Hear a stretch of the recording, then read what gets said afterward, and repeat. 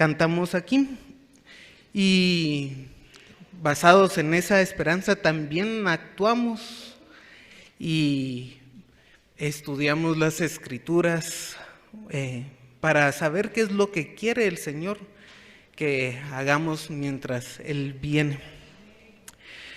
Y por eso vamos a seguir estudiando la primera carta a los Corintios. Hoy nos toca el capítulo 2. Vamos a estudiar del versículo 6 al 9.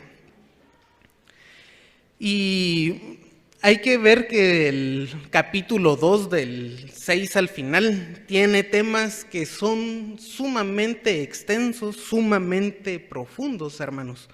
Podemos hablar de la madurez cristiana y quedarnos ahí un buen tiempo porque Pablo la menciona. Podemos hablar de la revelación del plan de Dios, de la predestinación, de la inerrancia de las Escrituras, de la personalidad del Espíritu Santo, de la deidad del Espíritu Santo. Y si hablamos de la personalidad y deidad del Espíritu Santo, deberíamos de ver también temas acerca de la Trinidad. Y por último tenemos la iluminación. Y creo que es importante ver que Pablo menciona brevemente en cada uno de estos temas y podemos entrar a observar muy detenidamente cada tema y ver cómo es que la Biblia también alumbra estos temas en otros pasajes. Y entonces básicamente no avanzaríamos mucho con el estudio de la carta y vamos a ver estos temas brevemente, pero sí es muy importante que veamos que el pasaje que tenemos aquí del versículo 6 al 16 tiene estos temas y aunque los vamos a ver, sepan que podemos profundizar mucho. Solo de la predestinación, hermanos, la iglesia protestante desde la Reforma para acá ha tenido discusiones. Estoy diciendo que llevan 4 siglos los teólogos de discutir esto, entonces no crean que un domingo en 1 hora o algo así vamos a abarcar todo el tema de la predestinación, pero sí tenemos que observar parte de ese tema por el texto y no se diga ahora la inerrancia y la iluminación que ahora agarran la Biblia como si fuera básicamente un cuento o una fábula moral y cuando nosotros hablamos de la inerrancia que es y que no tiene error y que no falla en su totalidad en el tiempo, independientemente de si Pablo habló en el siglo I o antes de Cristo, no hay error y sigue demostrándonos la voluntad de Dios hasta el día de hoy, 20 siglos después, 21 siglos después. Entonces, no se diga, ese tipo de temas siempre hay que tenerlos en cuenta, que en un domingo no los vamos a abarcar por completo y como les digo, son temas que la iglesia ha debatido por 400 años, entonces no lo vamos a abarcar todo, pero sí tenemos que verlo y por lo menos entrar a ver las generalidades de lo que Pablo nos habla aquí. Siempre es bueno tener una recapitulación y eso es lo que hago porque no es bueno agarrar un versículo y sacarlo del contexto. Si hubiéramos agarrado un versículo y que diga sin sabiduría humana, entonces ya no sepamos nada, no tengamos ninguna técnica, ni estudiemos ninguna ciencia. Eso bien hubiera podido hacer si descontextualizamos el texto, pero cuando lo contextualizamos, cuando leemos de qué se está hablando Pablo, podemos ver que esa sabiduría humana es la búsqueda de honor que los corintios tenían. y que no es mala la sabiduría en sí, si no Pablo hubiera cometido un error a ir a predicar a Atenas, como lo vimos en nuestra meditación anterior, y citar a diferentes poetas griegos. Pero el problema, el verdadero problema es esa búsqueda de sabiduría para envanecerse, y ese envanecimiento, esa soberbia que tenían los corintios por buscar ese honor, tenía el problema que no solo porque es la misma mentalidad que tiene Satanás, sino que también causa ya problemas prácticos en la iglesia. Y con esos problemas prácticos es lo que por esos problemas prácticos es que Pablo está escribiendo esta carta para corregir esos problemas, pero también ataca la raíz de esos problemas. Entonces tenemos aquí en el primer capítulo de Corintios que vemos que los corintios tenían dones y conocimiento que estaban mal utilizados. Nos va a hablar de las divisiones que ellos tenían por esa búsqueda del honor, y que el evangelio, el corazón del evangelio, creer en Cristo como único y suficiente Salvador, es algo sencillo, y por ser sencillo era tropiezo para aquellos que se exaltaban y buscaban cosas complejas para ser altivos. Pero el evangelio es sencillo, y vemos que en esa sencillez Dios humilla, y no solo humilla al orgulloso, sino que también cancela y desecha el orgullo humano y cualquier tipo de soberbia que se levante contra él. Vimos de último que el evangelio, hermanos, es el poder de Dios. No depende de ningún mensajero, no es por técnicas de persuasión, de oratoria, de retórica, que sea una buena persona, que sepa entretener.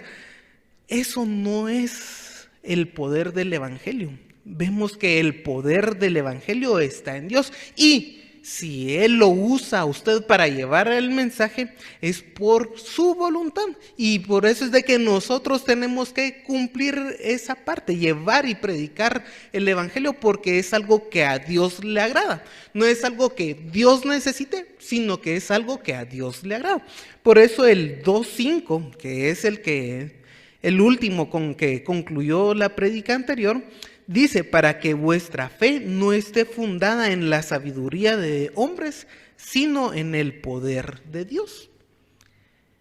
Si fuera por una retórica o por alguna técnica persuasiva de el pastor, del evangelista, entonces sería fundada la fe en esa técnica, en esa persuasión, en esa persona. Pero la fe, hermanos, no depende de las personas, sino está en el poder de Dios. Con eso vamos a seguir viendo, o ahora nos va a presentar un contraste, y les leo el versículo. Sin embargo, hablamos sabiduría entre los que han alcanzado madurez, y sabiduría no de este siglo, ni de príncipes de este siglo que perecen. Mas hablamos sabiduría de Dios en misterio, la sabiduría oculta, la cual Dios predestinó de antes de los siglos para nuestra gloria, la que ninguno de los príncipes de este siglo conoció, porque si la hubieran conocido, nunca habrían crucificado al Señor de gloria. Antes bien, como está escrito, cosas que ojo no vio, ni oído oyó, ni han subido en el corazón de hombre, son las cosas que Dios ha preparado para los que le aman. Y ese es el versículo que vamos a tomar, y espero en el Señor que nos dé tiempo de abarcarlo todo.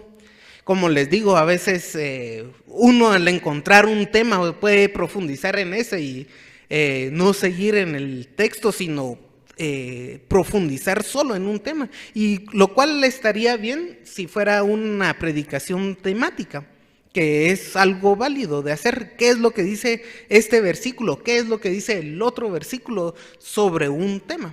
Pero estamos viendo la carta a los Corintios, y Los temas son sumamente amplios que vamos a tocar aquí y antes de hacerlo vamos siempre a pedir la bendición y la iluminación del Señor. Los invito a orar. Padre nuestro, te alabamos y nuestro corazón lleno de gratitud se rinde ante ti por esa gloriosa oportunidad que nos das de estudiar tu palabra, por esa palabra que nos has revelado, esa palabra que no tiene error y tiene una gran aplicación para nuestras vidas. Señor, ayúdanos, ilumínanos en el camino. Sabemos que las palabras que están aquí escritas para los que no te conocen son locuras, Señor. Y por eso nosotros siempre dependemos de ti. La fe es una completa dependencia de ti, Señor. Y sabemos que tú también nos has dado cualidades para que nos podamos acercar a ella. Nos has dejado la revelación en un idioma y en un lenguaje en el cual lo podamos entender. Y también te da gusto a ti, Señor, que nos acerquemos a ella. Pero nos acercamos a ella dependiendo de ti, en la fe, en la iluminación que solo tú das, y pedimos que nos la des y que nos guíes en este momento tan especial de estudio, para que penetre tu palabra, Señor, y que podamos alcanzar esa madurez, no solo en el conocimiento, sino también en la práctica, y hacer las cosas que a ti te agradan siempre, cada uno de los días de nuestra vida. Esto lo pedimos en el nombre del Señor Jesús. Amén. Bueno, veamos el versículo 6. Nos dice: sin embargo, hablamos sabiduría entre los que han alcanzado madurez. En los pasajes anteriores, hermanos, se observa que el evangelio es sencillo y por lo tanto parecía insuficiente para aquellas personas que buscaban la gloria en el conocimiento. Ese es el problema que ha tratado Pablo durante el capítulo 1. Y la insuficiencia también es en cuanto a la técnica de compartirlo, y es lo que vimos en el capítulo 2 del versículo del 1 al 5. Aquí vamos a ver un contraste. Sin embargo, lo que está presentando es un contraste en lo que se está desarrollando y lo que va a desarrollar. Porque el corazón del evangelio es sencillo, pero el contraste es que en general la doctrina cristiana hay cosas que son profundas y que las habla con quienes ha alcanzado madurez. Hay que ver que aquí la sabiduría que va a exponer no lo habla con todos. Y lo que nos dice es con los que han alcanzado madurez. Esa madurez, hermanos, para los griegos, para los filósofos, la madurez era un cierto grado que tenían entre las escuelas filosóficas que no era común a todas las personas. Y aquí ese término no debería de ser usado así, no es que sea algo oculto solo para ciertas personas iluminadas. De hecho, es un gran error el que la iglesia tenía al principio, y por eso salió el gnosticismo. Y Pablo y Juan escriben en contra de esa idea de que solo ciertos iluminados tienen esa profundidad de hablar cosas que son sumamente profundas. La madurez aquí, y les digo esta palabra teleios, que es muy importante. Teleios es la palabra que habla aquí de madurez, y la idea son personas adultas, personas maduras. Personas adultas porque un niño no se ha desarrollado tan bien como una persona adulta. Ese es el sentido, alguien que se ha desarrollado bien en la fe, y tiene también el sentido de alguien moralmente íntegro. Es la palabra teleios. Y a veces se traduce en otros textos como perfectos también, como adultos, en otros textos. Por eso les digo, esa palabra es importante ver que son personas que se han desarrollado bien y se han desarrollado bien en la fe. Alcanzar madurez, esa frase, alcanzar madurez, en otras Biblias se omite porque está más textual del griego, han alcanzado madurez, sino con personas maduras. ¿Por qué les digo esto? Porque cuando a veces leemos alcanzado madurez, es como que hay un grado supremo. Y hermanos, hay que observar que ni siquiera el apóstol Pablo habla que él ha alcanzado madurez. Eso lo tenemos en Filipenses 3, del 12 al 16.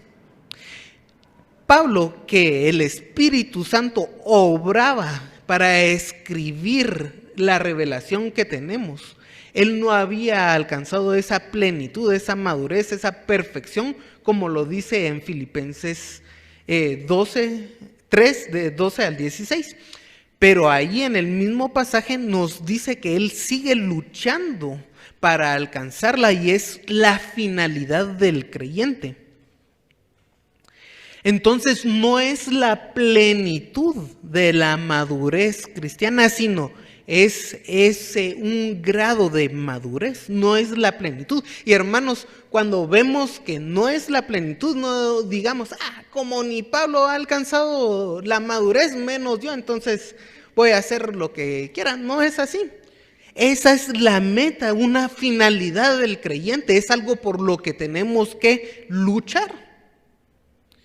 A veces en ciertos grupos cristianos, yo creo que con mucha influencia humanista, dicen, hermanos, no pongámosles meta a los creyentes que sean inalcanzables, porque se pueden desesperar o agotar, frustrar los hermanos porque no pueden alcanzar las metas.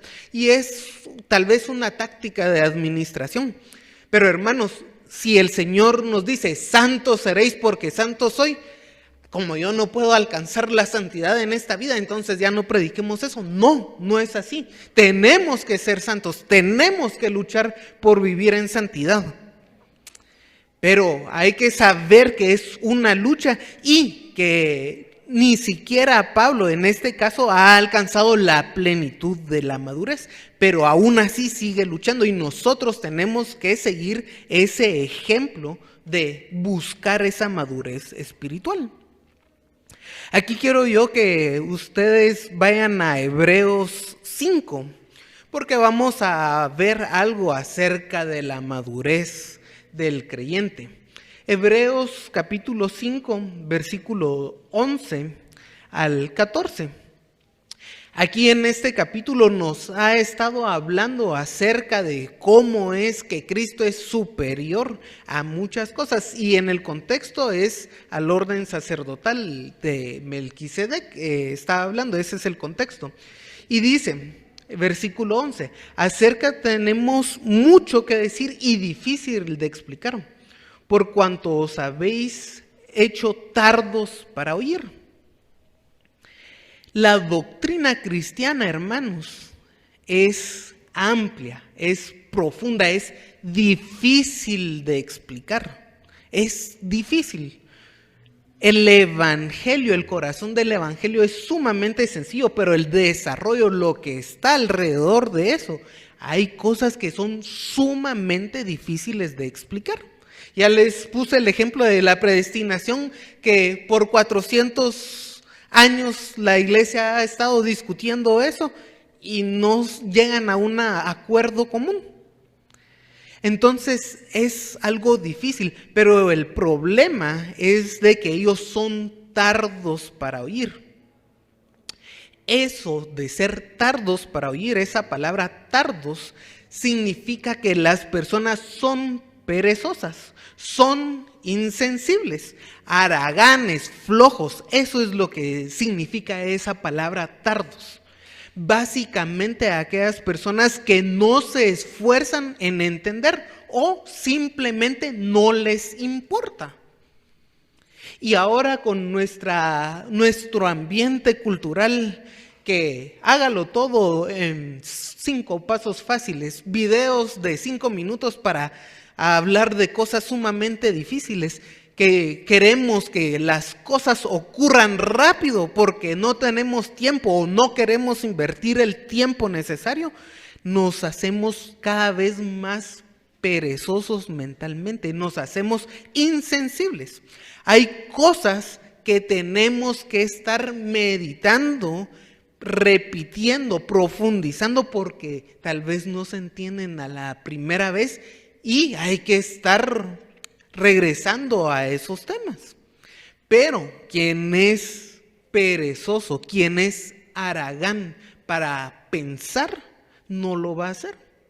Aquí está hablando de que son personas que o no les importa o son sumamente haraganes para tener ese esfuerzo mental que es la doctrina cristiana. Y entonces nos dice cuál es la consecuencia. Dice, porque debiendo ser ya maestros después de tanto tiempo, tenéis necesidad que os vuelva a enseñar cuáles son los primeros rudimentos de las palabras de Dios. Y habéis llegado a ser tales que tenéis necesidad de leche y no de alimento sólido. Ahí lo que nos habla es que aún pasado el tiempo, ellos ya deberían de ser maestros, gente que domina las escrituras, pero en vez de eso, por esa pereza mental, se quedan estancados en la doctrina básica, por no querer esforzarse, porque no les interesa. Por eso es de que no progresan. Y hermanos, pueden pasar años y años y no alcanzar la madurez. Tienen necesidad de leche y no de alimento sólido. Dice, y todo aquel que participa de la leche es inexperto en la palabra de justicia porque es niño. Pero el alimento sólido es para los que han alcanzado madurez, para los que por el uso tienen los sentidos ejercitados en el discernimiento del bien y el mal. Hay personas que tal vez crecen en la iglesia, físicamente, nacen en la iglesia, pero siempre van a ser niños en la fe. Pueden llegar a ser adultos en la iglesia, que siempre venir a sentarse domingo a domingo en la iglesia y ser unos bebés en la fe. Personas que no comen alimentos sólidos, sino siempre se mantienen a puro pecho, a pura lechita, o quieren, tal vez a lo mucho llegan a compota, a papilla, alimento para bebés de 6 meses en la fe. Y tienen años, crecen en la iglesia y no pueden llegar a más. Debo decirles, hermanos, que este es un pasaje que a mí, en lo personalmente, fue muy duro cuando lo leí. Teniendo 26 años de estar en la iglesia y todavía pensar que soy un bebé, es algo que fue sumamente difícil. Y no es que yo sea el gran maduro, no. Yo quiero ser el gran maduro, quiero ser santo, pero a veces uno se acomoda y ese es un gran problema. Cuando uno se acomoda a la iglesia, cuando uno no quiere hacer un esfuerzo mental, entonces se va a quedar como un bebé. Y como les digo, yo este pasaje lo escuché en la radio una vez cuando tenía 26 años y lo que decidí fue ir al seminario a estudiar, a esforzarme más mentalmente, porque fue algo que a mí me tocó y yo espero que a ustedes también llegue eso, hermanos, esforzarse mentalmente para no ser un bebé que sea un nene inexperto, sino que cada vez lleguemos a consumir un alimento sólido, algo más profundo. La madurez cristiana, hermanos, es algo importante porque refleja el crecimiento cristiano.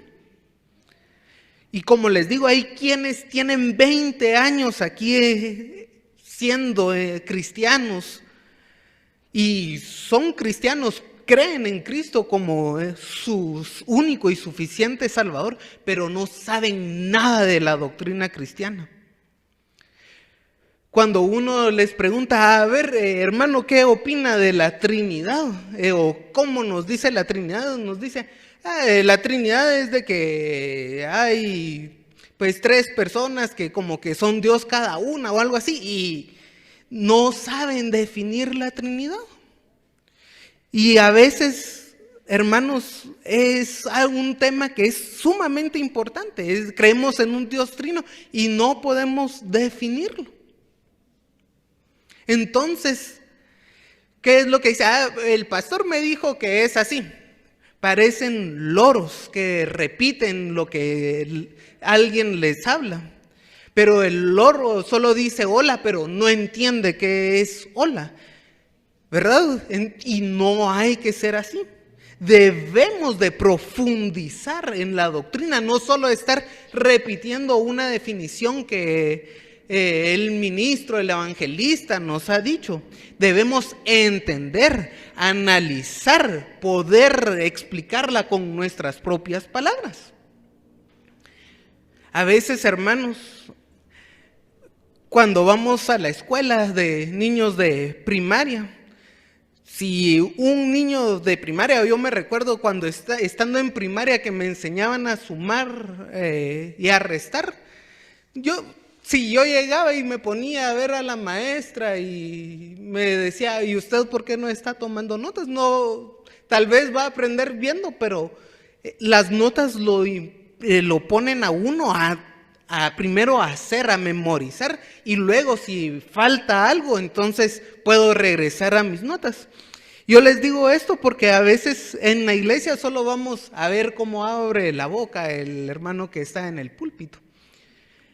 Y no vamos a tener un crecimiento espiritual si no hay un esfuerzo mental.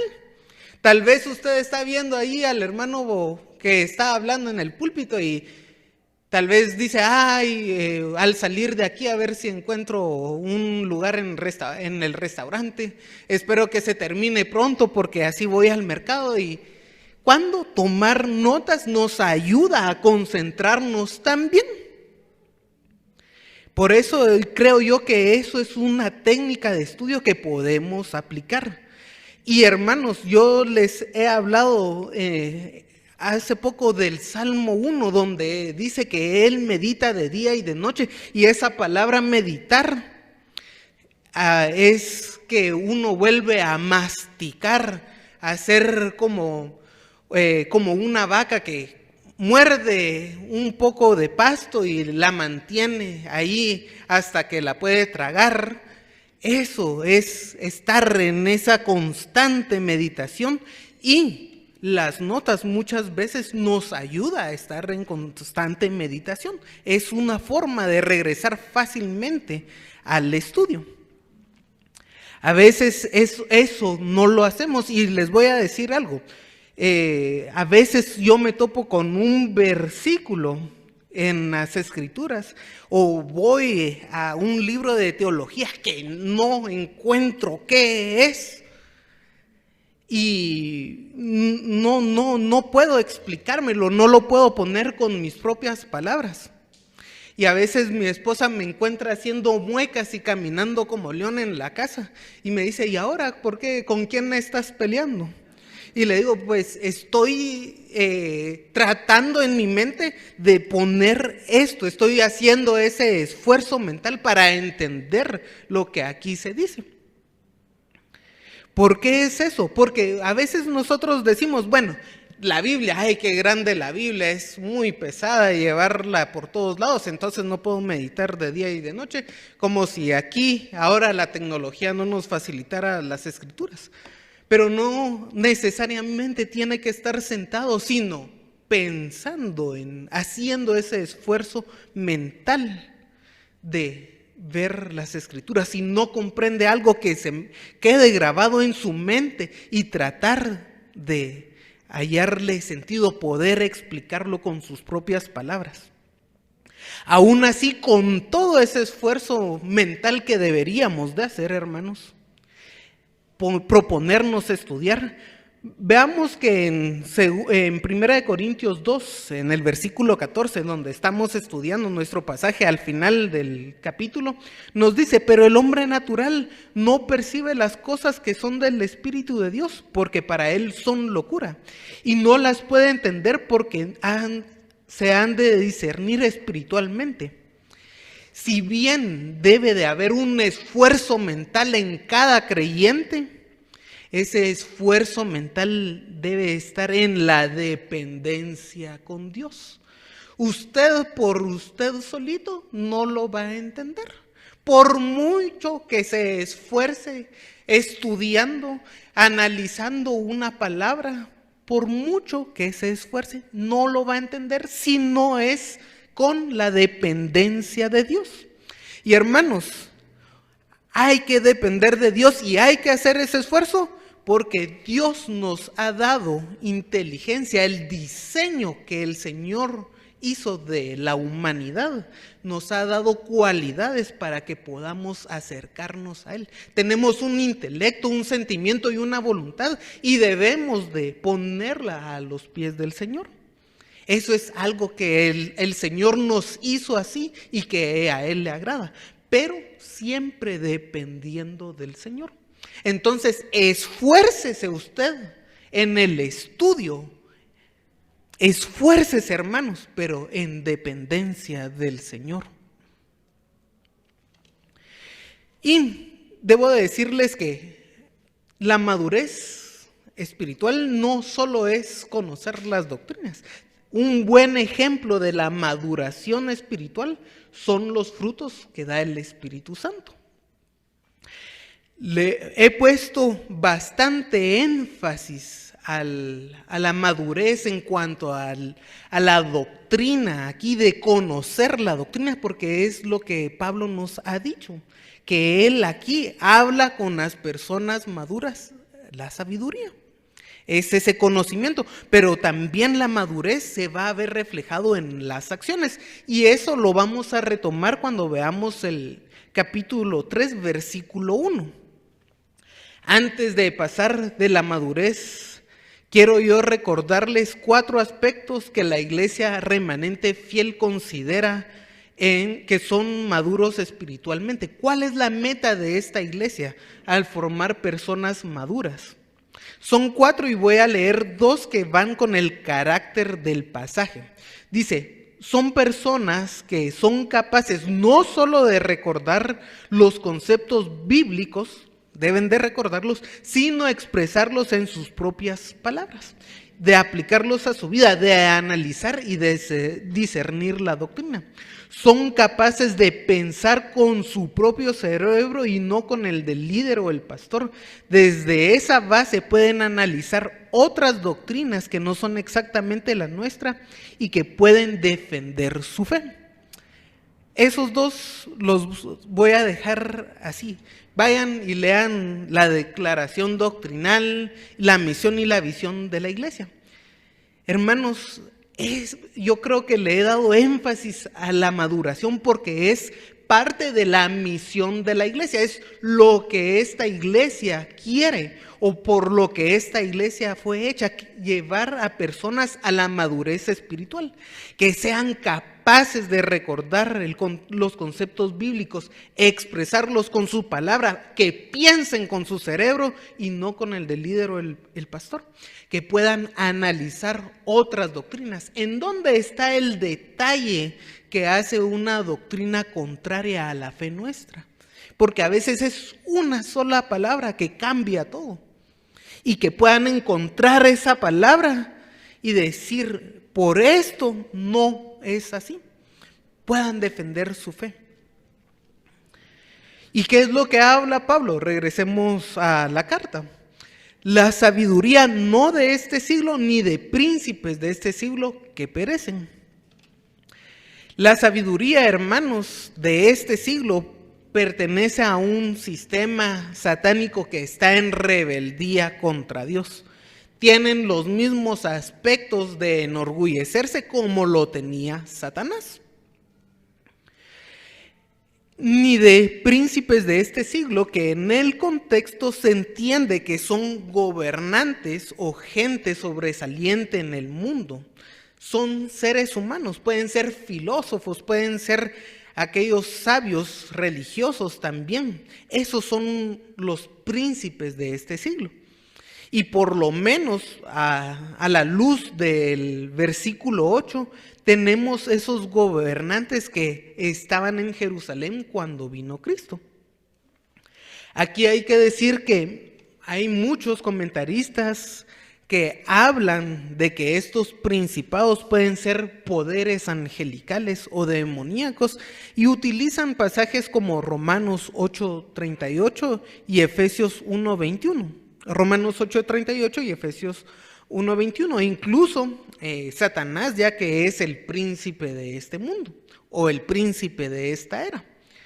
Entonces, eso, hermanos, en el contexto no queda bien. Se los digo porque pueden encontrar a alguien que está hablando de que es la sabiduría y los poderes demoníacos que están hablando aquí. Que en otros contextos se puede referir a Satanás, pero aquí los príncipes de este siglo en el contexto son aquellos que estaban buscando el honor en Corintio, aquellas personas que admiraban los corintios. Es importante ver esa frase de que perecen, porque esa frase nos da mucho la interpretación. Esa frase concluye lo que hemos visto en el capítulo anterior del versículo 20 al 31, donde habla de que la sabiduría o las cosas de este mundo perecen por sí mismas, porque están pereciendo debido al tiempo. Las personas se iban a morir, los gobiernos iban a caer, toda esa fuerza, todo lo que tenemos ahí, todo ese conocimiento en el versículo 20 al 31 del capítulo 1, son cosas que perecen con el tiempo. Pero no solo perecen por el transcurrir del tiempo, sino que también Dios ha dispuesto a lo humilde para humillarlo y cancelarlo, desecharlo. Eso es lo que nos dice el pasaje en el 1:20 al 31. Son las cosas que perecen. Versículo 7. Mas hablamos sabiduría de Dios en misterio, la sabiduría oculta, la cual Dios predestinó antes de los siglos para nuestra gloria. Y hablamos sabiduría de Dios en misterio, la sabiduría oculta. Esta sabiduría oculta es una forma de repetición para darle un énfasis a lo que nos dice de sabiduría de Dios en misterio. Y recordemos la definición de un misterio en el Nuevo Testamento es una verdad que Dios ha ocultado, pero que ahora es revelada a la iglesia.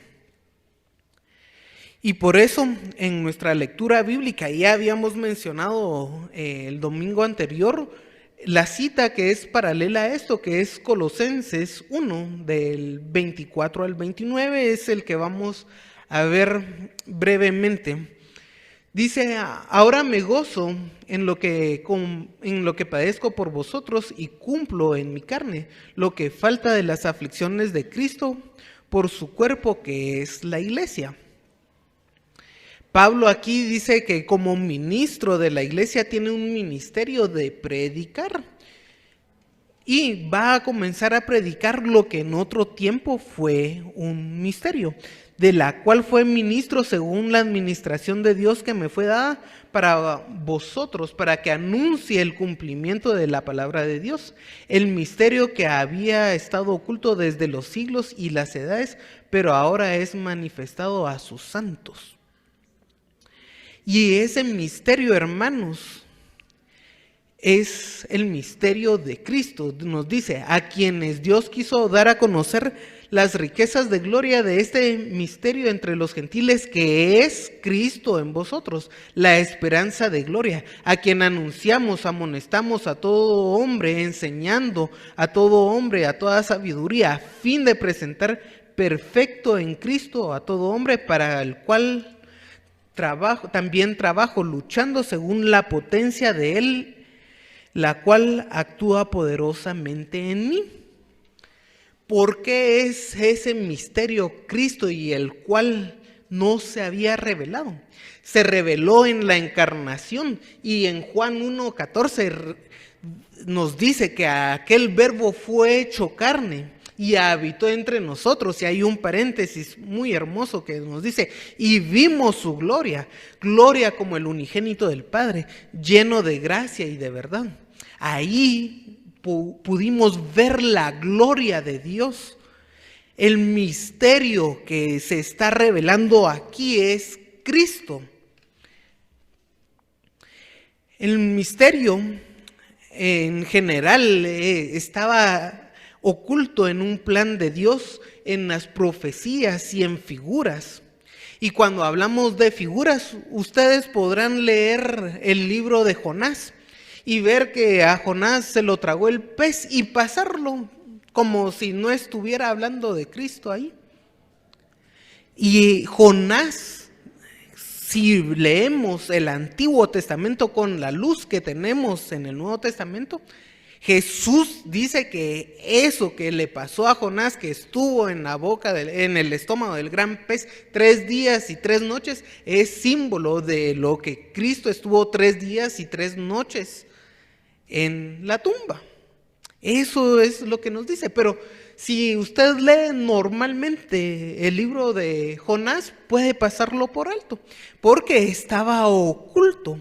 Para los judíos eso era algo que estaba oculto. Tenemos muchas profecías también, de las cuales yo quisiera ver alguna más adelante, porque si hubieran visto la claridad de las profecías, también no hubieran crucificado a Cristo. Pero entonces tenemos muchas figuras. Si leemos Levítico, tenemos muchas figuras. El Éxodo es figuras. Tenemos muchas figuras en el Antiguo Testamento que estaban ahí, pero que estaban ocultas al conocimiento. Y cuando leemos el Nuevo Testamento, entonces sí nos podemos dar cuenta de lo que estaba ahí en el Antiguo Testamento. En cuanto a figuras, las profecías creo que eran mucho más claras, porque hablan del lugar, de fecha, de la venida del Mesías. Y con la aparición, la revelación que pudimos ver, la gloria de Dios, del unigénito del Padre, se reveló ese misterio que era Cristo, y comenzó allí y continuó en la proclamación del Evangelio, de tal manera de que todos pueden conocer el misterio que es Cristo. Todos podemos conocer la persona que es Cristo por el Evangelio, hermanos. Cristo es la esperanza de gloria que vemos aquí. Aquí en el versículo 27 de Colosenses 1, Él es la esperanza de gloria, que implica que para estar en esa gloria futura escatológica hay que estar en Cristo. Y a veces el estado intermedio, que es lo que se conoce como cuando uno muere y antes de la segunda venida de Cristo, ese pedazo de historia también se incluye en la gloria de Cristo. Pero esa plenitud se va a recibir en la resurrección. El propósito de ese misterio es presentar al hombre perfecto en Cristo. Eso nos lo dice el versículo 28. Dice, a fin de presentar perfecto en Cristo Jesús a todo hombre. ¿Y por qué les digo esto, presentar perfecto? Aquí la palabra que se usa para perfecto es teleios, que es la misma palabra que Pablo usa en 1 Corintios 2:6, que es maduro. Esto es la finalidad. Esto que se ha anunciado, ¿cómo se hace? Anunciándolo, amonestándolo, dice, enseñando. Todo esto que tenemos en el versículo 28, la finalidad es presentar perfecto, presentar maduro, presentar a alguien adulto en Cristo Jesús, a todo hombre. Mediante el poder que actúa en Pablo. Y recordemos que el poder del Evangelio no estaba en Pablo, no está en el predicador, sino el poder del Evangelio está en Dios, como ya lo vimos en el pasaje, en la prédica anterior. Por lo tanto, hermanos, el misterio que es Cristo y todo lo que se desprende de eso, que es su vida, su obra, la enseñanza, la doctrina, todo esto lo tenemos en las Escrituras, porque en otras palabras es Cristo, y todo lo que encontramos, lo encontramos en las Escrituras, porque el centro de las Escrituras es Cristo. Entonces, ¿a dónde tenemos que ir para enseñar, para amonestar a todo hombre en sabiduría, para que ese hombre sea maduro? Al estudio de las Escrituras, a ese esfuerzo mental que debemos de hacer para estudiar las Escrituras en la dependencia del Señor, pidiendo la iluminación, sabiendo de que sin Él no la vamos a entender. Dependamos de Él, pero esforcémonos y leamos las Escrituras, porque al final esa es la finalidad de ese misterio que tenemos aquí. Regresando a Corintios, nos dice, la cual Dios predestinó antes de los siglos para nuestra gloria. Ese antes de los siglos también es un intensificador del verbo predestinar. Le está poniendo énfasis al verbo predestinar. Y esta palabra predestinar, que es la palabra proorizo, está relacionada con señalar. Y la idea es señalar de antemano. Es utilizada 6 veces en el Nuevo Testamento. En Hechos 4:28 se utiliza para enseñar o mencionar el plan de Dios a la humanidad. En Romanos 8:29 y 30 y Efesios 1:5 y 11, que son los últimos 4 donde se utiliza esta palabra en el Nuevo Testamento, habla de la predestinación como que es la salvación. ¿Y por qué es bueno relacionar esto? Que estos 4 versículos nos hablan de la predestinación como la salvación.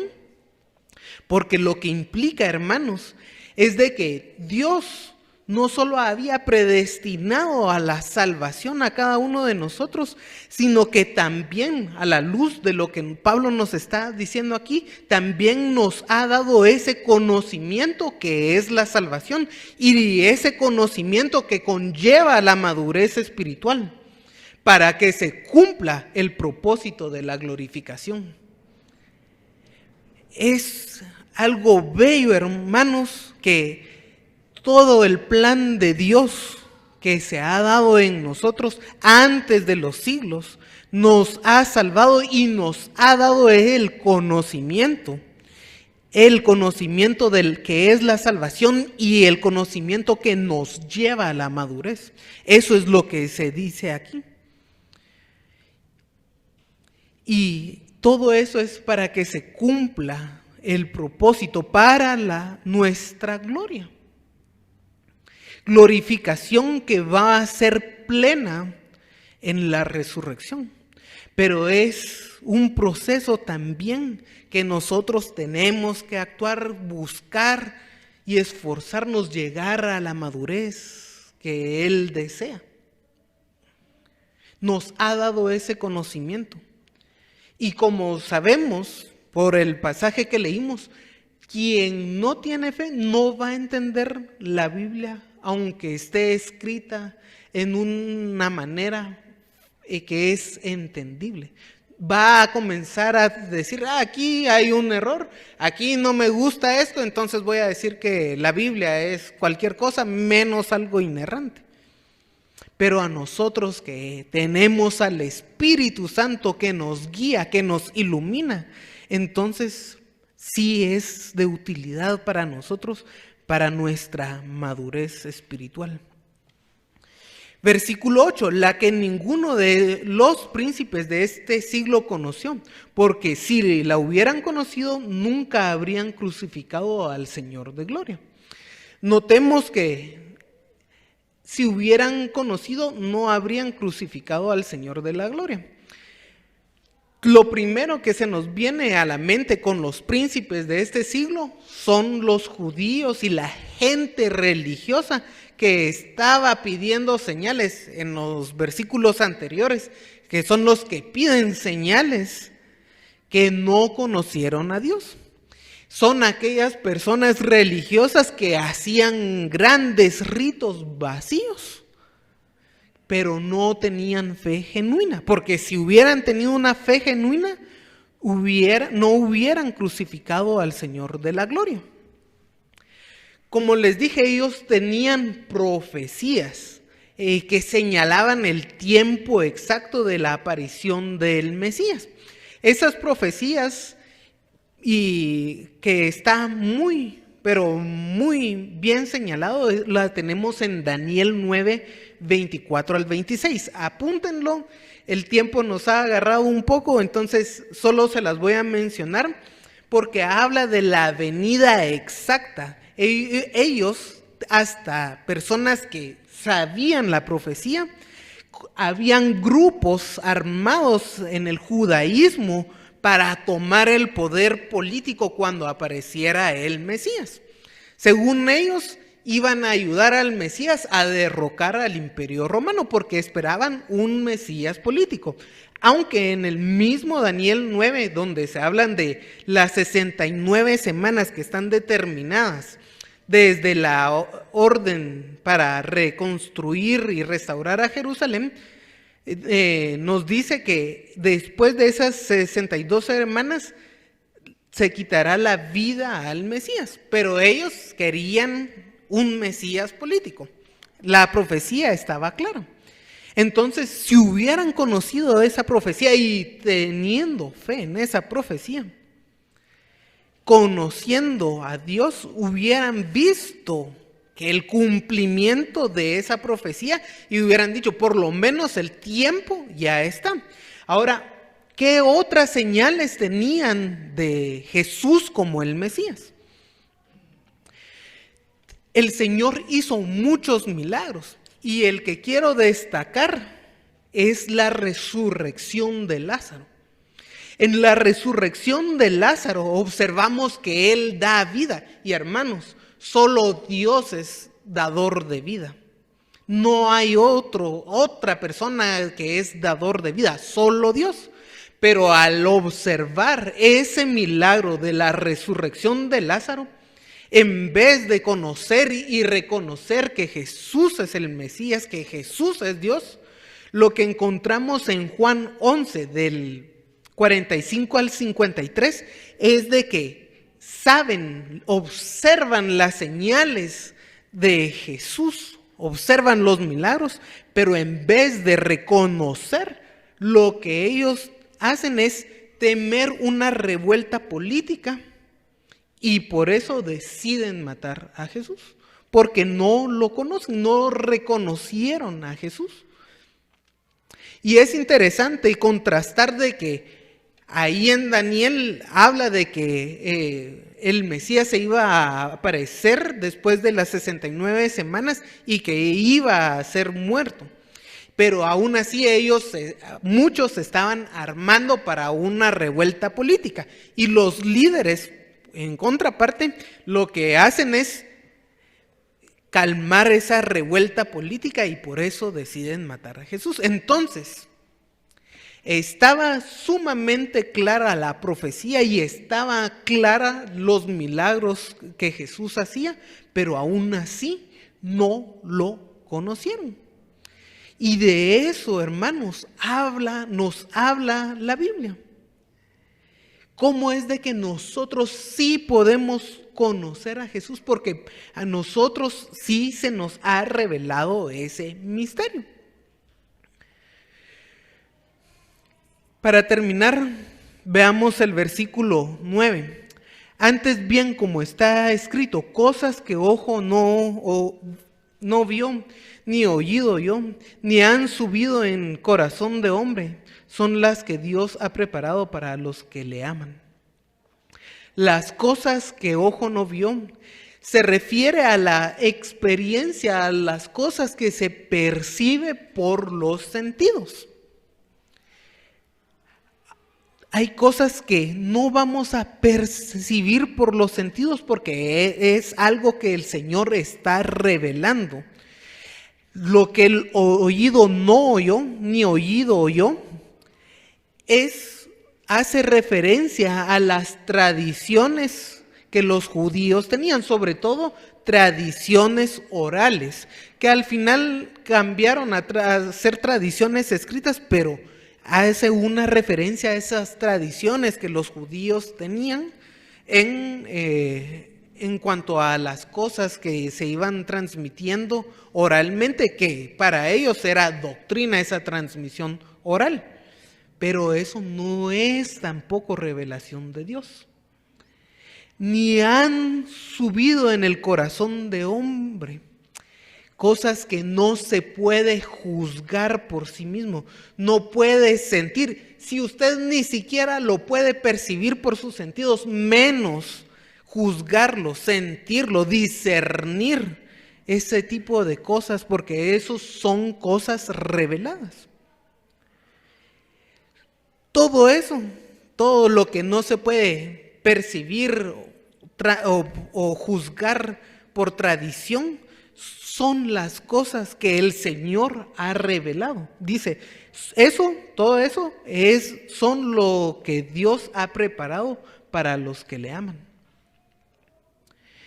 Eso es lo que el Señor nos preparó. Y hermanos, cuando dice que el Señor nos preparó las Escrituras, que es donde encontramos la doctrina, la vida, la obra de Jesucristo, que es el misterio del cual había hablado, que es únicamente en las Escrituras, no puedo yo creer que haya personas que creen que el Evangelio está incompleto, que este libro, hermanos, está incompleto y que Dios lo preparó mediocremente. Es algo que no tiene sentido.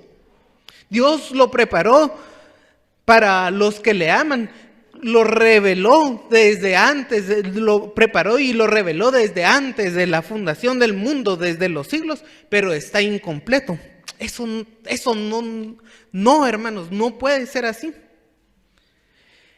Y por eso es de que nosotros no consideramos que hayan cosas que sean reveladas nuevas, o que de otra forma no podían ser reveladas, porque aquí en las Escrituras lo tenemos todo lo que Dios ha querido revelarnos. Vamos a observar de que en el siguiente versículo, de que el Espíritu Santo nos da a conocer a Dios, pero que nosotros por nosotros mismos no podríamos conocer nada. Y lo que conocemos de Dios es lo que Dios nos ha revelado en las Escrituras. Hermanos, esta revelación que tenemos en las Escrituras es algo que el Señor nos ha dado a nosotros. Es algo que el Espíritu Santo ha revelado. de lo más profundo de Dios. El pasaje que vamos a ver es sumamente hermoso y también complicado porque trata muchos temas, pero el corazón es de que el Señor nos revela eso. Y hermanos, no solo nos revela las Escrituras, sino que también hemos sido diseñados para poder llegar a ellas. Y nosotros tenemos que estudiar, hacer el esfuerzo mental, hermanos, dependiendo del Espíritu Santo. Pero hagamos el esfuerzo mental, estudiemos las Escrituras. Cuando les digo meditar, no es solo leer y ahí está el versículo, sino qué es lo que nos quiere decir el versículo. No encuentro algo, entonces voy a pensar en ello cuando pueda en el día. Tal vez no estar leyendo o sentado, pero sí meditando, pensando en las Escrituras. Y así alcanzar madurez en el conocimiento. Y cuando no tengamos algún conocimiento, hermano, sí, por favor, hagamos el esfuerzo. Por eso podemos tener muchas técnicas de estudio, pero hagamos el esfuerzo.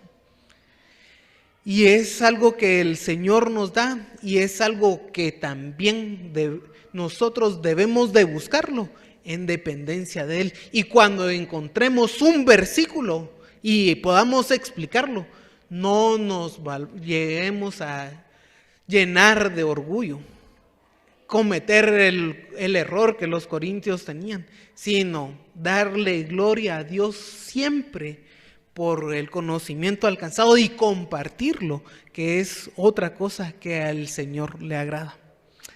Te alabamos, Padre, por tu gloriosa revelación, porque sabemos que nosotros, por nosotros mismos, no podríamos saber nada de ti, sino que tú has preparado las cosas que ojo no vio ni oído escuchó, cosas que por nosotros no podríamos discernir. Tú nos las has revelado en un lenguaje al cual nosotros nos podamos acercar, que nosotros podemos escudriñar, investigar, esforzarnos, analizar eso que has dejado en las Escrituras, en las inerrantes Escrituras, Señor. Pero todo eso lo hacemos en dependencia de ti, sabiendo que solo tú nos iluminas, Señor. Permítenos, Señor, cada día crecer en la fe. Danos fe, danos sabiduría, danos ese gozo, esa paz que solo tú puedes dar. Que cada vez que encontremos un pasaje difícil de interpretar, difícil de analizar, danos la paciencia, danos el conocimiento, Señor, para poder analizarlo y comprenderlo y poder sentir ese gozo, Señor, que solo tú nos das al entender cada vez más tu palabra. Ese gozo que nos lleva a vivir una vida de santidad, una vida que cada vez te agrade más a ti, una vida que naturalmente va en contra de nosotros por nuestra naturaleza pecaminosa, pero es una vida de gozo y satisfacción por agradarte a ti. Eso es lo que pedimos, Señor. Y te alabamos y agradecemos por las Escrituras, por lo que tú nos has dejado siempre, Señor. Esto lo pedimos y lo agradecemos, sabiendo que somos seres indignos y tú en tu misericordia nos has alcanzado. Tú en tu misericordia has predestinado no solo para salvación, sino para el conocimiento y madurez que tanto a ti te agrada. Esto lo hacemos en el nombre y en el poder del Señor Jesucristo. Amén.